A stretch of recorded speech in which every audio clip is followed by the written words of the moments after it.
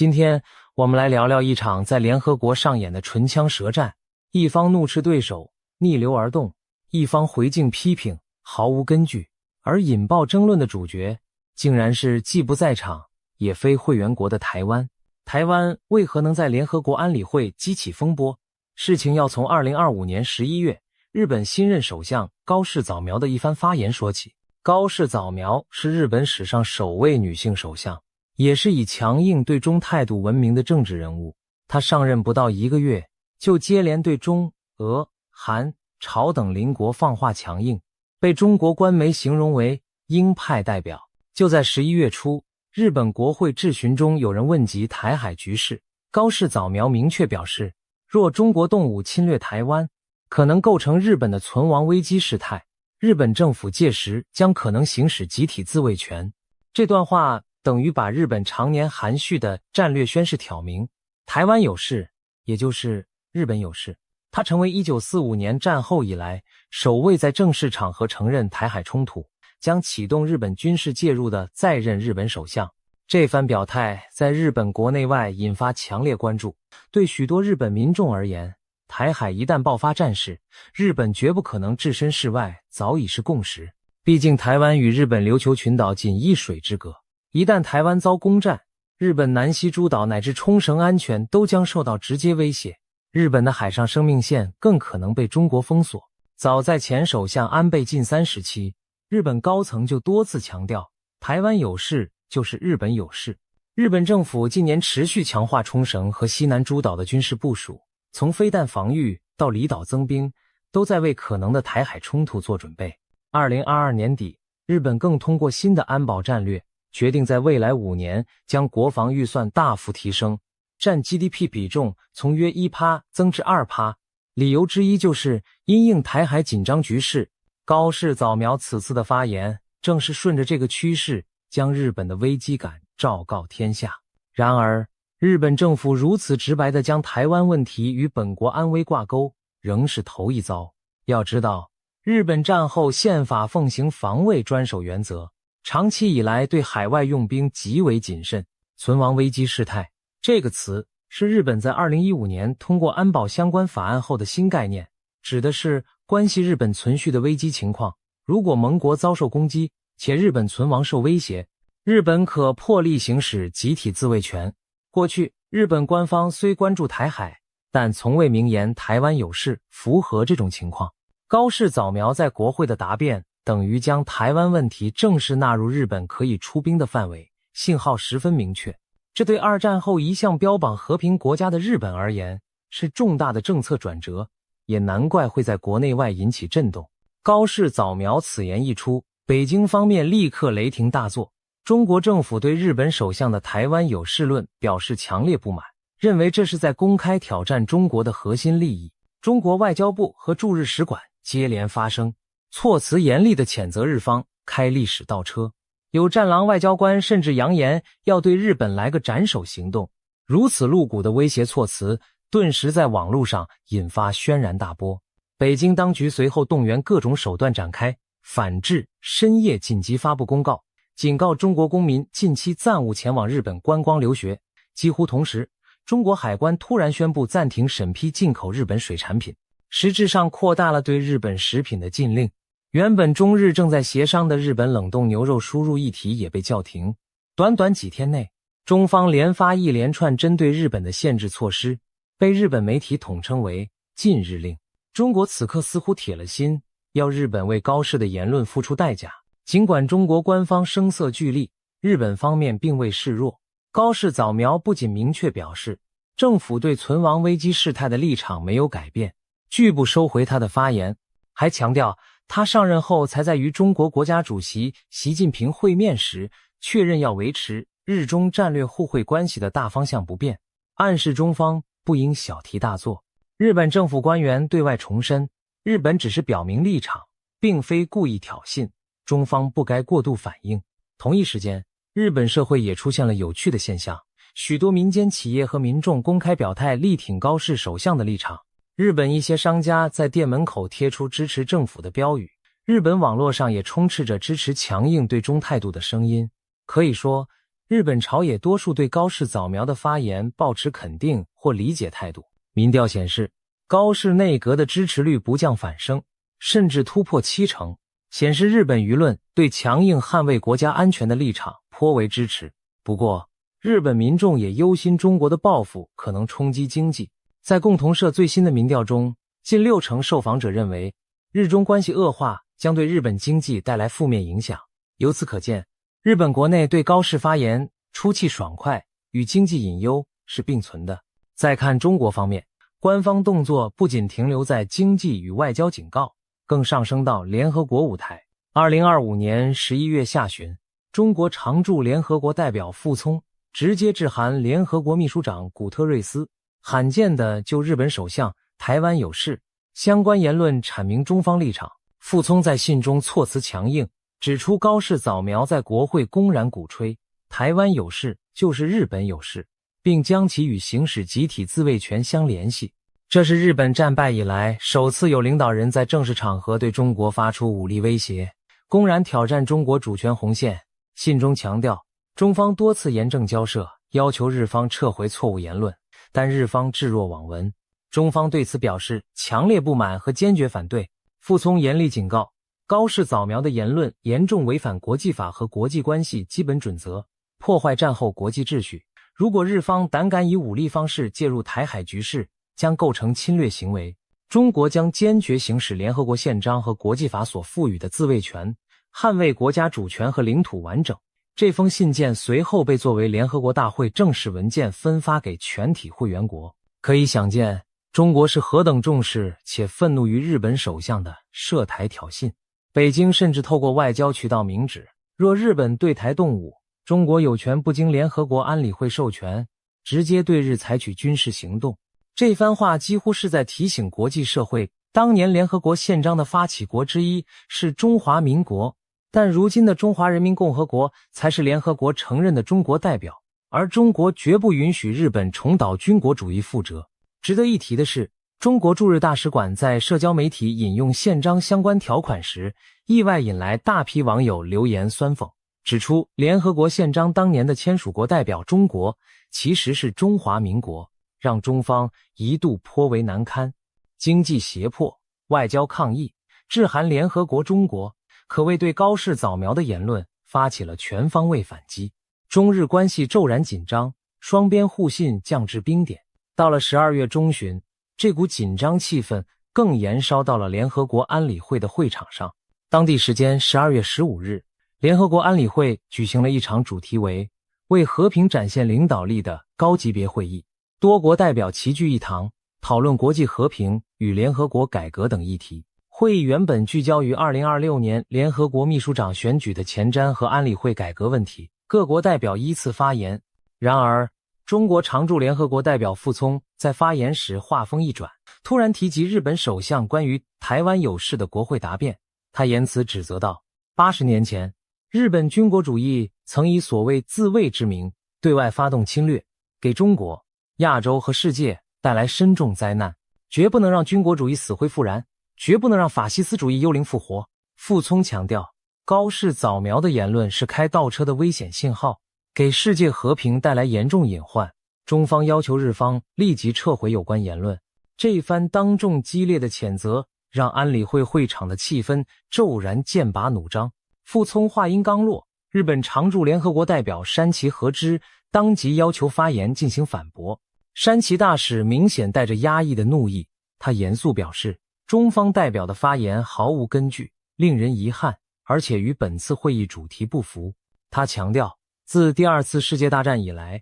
日本一直坚持走和平国家的道路，从未偏离。他还呼吁与会各国正视日本战后的和平承诺，不要被不相干的指责带偏议题。中日代表就这样在安理会会议上展开了激烈交锋，一时间火药味十足，其他与会国代表面面相觑。当前多数国家关注的是如何提高联合国治理效率、下任秘书长选举透明度等议题，没料到中日会为台湾问题吵成一团。斯洛维尼亚作为当月安理会轮值主席，只能勉强控制场面，请中日双方适可而止，把讨论拉回正题。但中日代表唇枪舌剑的场景已经让当天的会议传为话题焦点。安理会的高级别会议上，历来少见如此直接的点名骂战，而导火索居然是缺席联合国的台湾，可谓戏剧性十足。这场安理会交锋很快成为国际媒体关注的焦点新闻。人们不禁要问，台湾既非联合国会员，为何会在联合国最高安全论坛上引发如此尖锐的对骂？答案昭然若揭，台湾问题已经不再只是两岸间的事务，而成为中美日之间乃至区域地缘政治角力的引线。联合国发言人杜亚里克在事后的记者会上被问及此事时，也显得颇为尴尬。他重申，联合国在台湾地位问题上的立场没有改变，仍然是基于先前相关大会决议，这是外交语言，意思是联合国依然遵循1971年联大决议，即由中华人民共和国代表中国，台湾被视为中国的一部分。在场记者追问联合国官方文件是否仍称呼中国台湾省杜亚里克，回答说并不知悉有任何修改。同时他也呼吁中日这两个区域重要国家应该设法降低紧张，恢复对话，以缓和目前局势。当被问到各会员国是否应尊重他国领土主权时，他则含蓄地表示，每个会员国都应支持并尊重联合国宪章，希望看到紧张局势降温。联合国方面的回应可谓小心翼翼，一方面不会动摇既定的一中原则，另一方面也不愿看见亚洲两大国关系持续恶化。毕竟中日都是联合国重要成员，中国是常任理事国，日本则多年来寻求安理会改革，已进入常任理事国之列。如今双方为台湾问题在国际场合撕破脸，对联合国这个以维和为任的组织也是一大挑战。有人甚至戏称，当天安理会上看不见的台湾仿佛化身为一根导火线，点燃了中日间积怨已久的火药库。事实上，中日两国因台湾议题互相杠上的戏码不只发生在联合国。早在高市早苗发言后不久，日本与邻国关系全面紧张，中国之外，俄罗斯、南韩、北韩也对日本新内阁的强硬路线颇有微词。据报道，高市早苗上台后的一系列作为已经得罪了中俄韩朝四方，包括他在北方四岛、南千岛群岛问题上对俄强硬表态，引来莫斯科抗议。他推动强化日美韩安保合作，让平壤大为不满，甚至南韩方面也担心他在历史问题上立场强硬，影响刚有所缓和的韩日关系。一时间，日本周边阴云密布，其中最令北京忌惮的，当然还是日本在台海问题上的表现。就在中国对日本步步施压的同时，日本国内也出现一些微妙声音。有前首相石破茂等人公开质疑高市的措辞是否过于躁进，担心刺激中国可能适得其反。也有人提醒日本政府应慎重研判台海紧张的后果，不要低估对经济和区域安全的冲击。然而，这些较温和的声音目前并未改变日本政府的基本立场。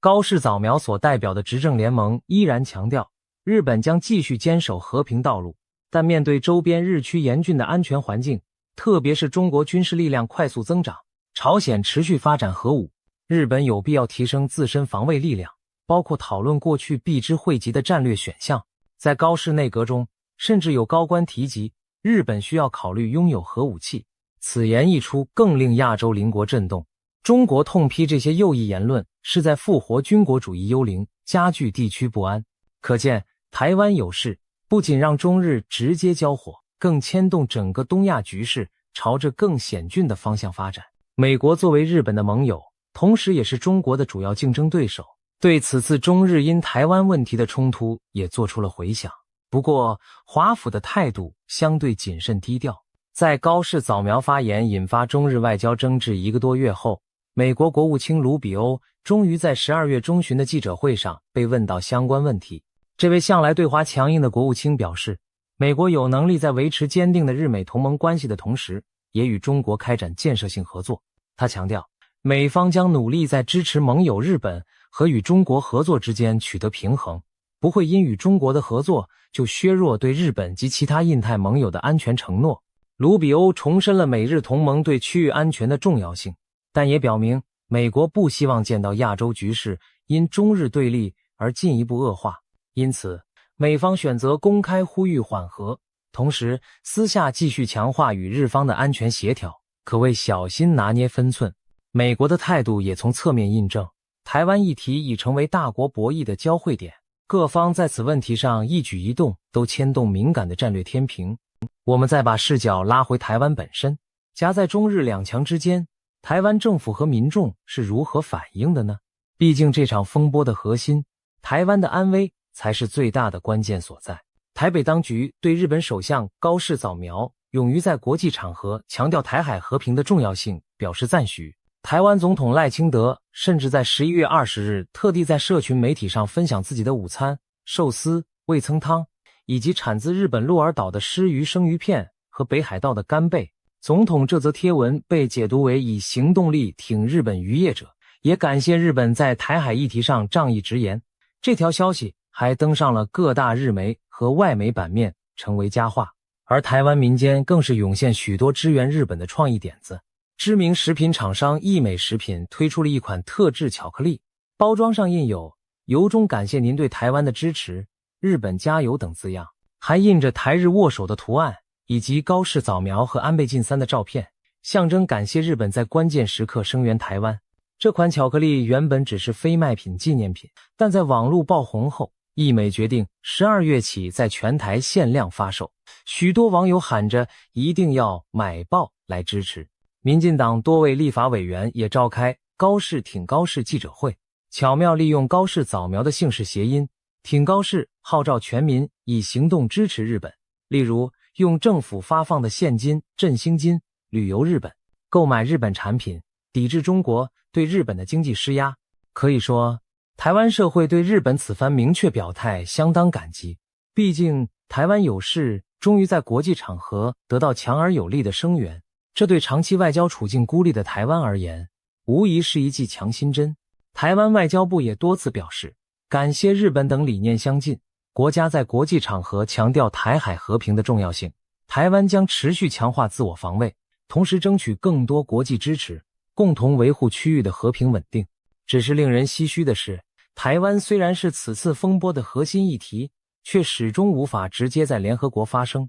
自从1971年联合国大会第2758号决议通过以来，台湾以中华民国名义丧失了联合国席位，长达50余年被排除在联合国体系之外。尽管台湾2300万人民对全球公共卫生、安全、经贸都有着实质贡献与需求，但在中国的坚决反对下，台湾参与联合国及其相关会议活动的努力屡屡碰壁。连年来，台湾的邦交国都会在联大为台湾发声，要求保障台湾人民有意义参与的权利，但绝大多数国家仍遵从北京所坚持的一中原则，使得台湾官方声音无法正式登上联合国舞台。然而，讽刺的是，台湾议题本身却从未远离国际政治的焦点。此次中日在安理会为台湾有事激辩，正好证明了台湾问题的国际影响之深。台湾虽不在场，但别人已在替台湾的前途激烈争论。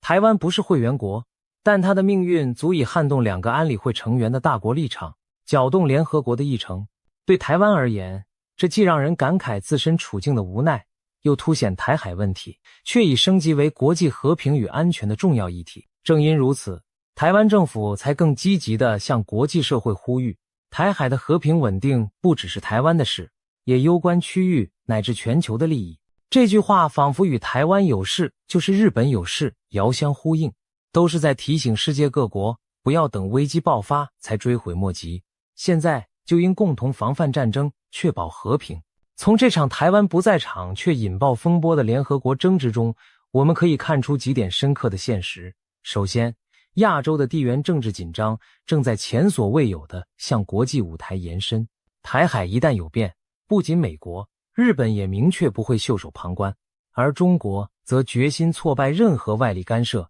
哪怕在国际场合撕破脸也在所不惜。这种你来我往的强硬姿态，反映出台海问题已成大国博弈的火药库，稍有擦枪走火就可能点燃更大的冲突。其次，日本作为战后崛起的和平国家，如今正逐步走出阴影，加快成为普通国家，也就是拥有正常军事能力，能够参与集体防卫的国家。高市早苗的强硬立场代表了日本国内舆论的一种转变。面对周边威胁，日本民众开始认为自身安全不能完全寄托于他国。美日同盟固然重要，但日本也应该有独立应对挑战的决心和手段，这对亚洲安全格局将产生深远影响。第三，台湾问题的敏感度持续升高，不仅引发中日争锋，也让区域其他国家被迫思考站队问题。然而，各国利益并不相同。就拿南韩来说，尽管同为美国盟友，